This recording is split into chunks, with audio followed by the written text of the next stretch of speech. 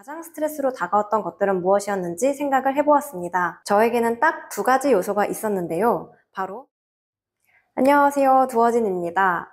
학원을 운영하다 보면 생각지도 않았던 돌발 상황으로 인해서 마음 졸이기도 하고 스트레스를 받는 상황이 오기 마련입니다. 수업도 해야 하고 운영도 해야 하는 1인 학원 원장의 입장에서 제가 예민해지거나 신경 쓰이는 일이 많아지면 수업이나 운영적인 부분에서 크고 작게 타격이 올 수밖에 없습니다. 저는 교습소를 오픈하기 전부터 이러한 상황을 최소화하고자 하였고, 과거에 학원에 소속된 강사로 일하면서 그리고 개인 과외를 하면서 겪었던 일들 중 가장 스트레스로 다가왔던 것들은 무엇이었는지 생각을 해보았습니다. 저에게는 딱 두 가지 요소가 있었는데요. 바로 문제를 일으키는 학생과 원비를 납부하지 않는 학부모님입니다. 그럼 다르게 생각을 해서 이 두 가지 요소들에 대해서 강경하게 대처한다면 스트레스를 최소화하면서 학원 운영을 할 수 있는 것이겠죠.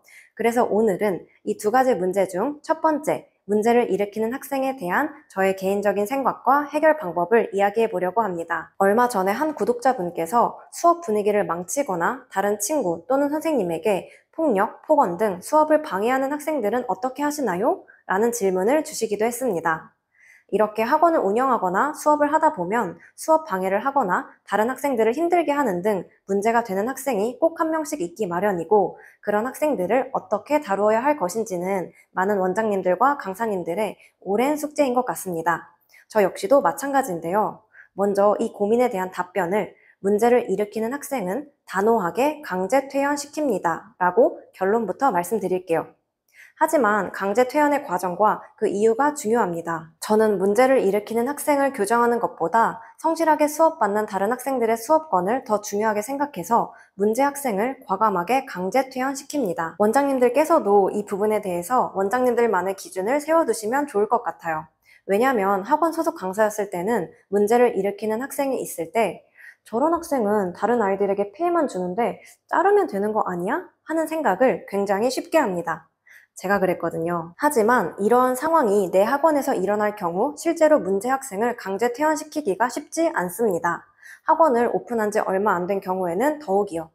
학원 수익의 문제도 있지만 그것보다는 퇴원을 요구했을 때 학부모님께서 받아들이지 못하고 격하게 반응하실 수도 있기 때문입니다. 명심하셔야 할 부분은 학생이 그만둘 때 학생 또는 학부모님이 기분 나쁜 상태로 나가면 안 된다는 겁니다. 한마디로 끝이 좋아야 합니다. 이건 비단 학원 운영의 입장에서 뿐만 아니라 모든 사람과의 관계에서 통하는 말일 거예요. 물론 퇴원이라는 말이 나왔을 때 학부모님 입장에서는 당연히 기분이 좋지 않겠지만 최대한 문제 없이 끝을 잘 마무리해야 합니다. 그러기 위해서는 원장님들만의 강제 퇴원 기준이 있어야 하고, 강제 퇴원을 요구하기 전까지 어떤 단계를 밟을 것인지 고민을 해보셔야 합니다. 저의 강제 퇴원 기준은 다른 학생들에게 지속적으로 수업 방해가 되거나 폭언, 폭행하는 경우입니다. 퇴원을 요구하실 때 갑작스럽게 말씀하시면 대부분의 학부모님들이 못 받아들이세요.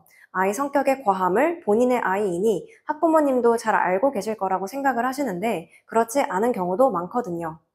예를 들어 경민이가 다른 아이에게 나쁜 말을 하고 때리기도 한다 라고 말씀드리면 우리 아이는 어디서 놀림을 당했으면 당했지 절대 그럴 아이가 아니다 라고 하십니다.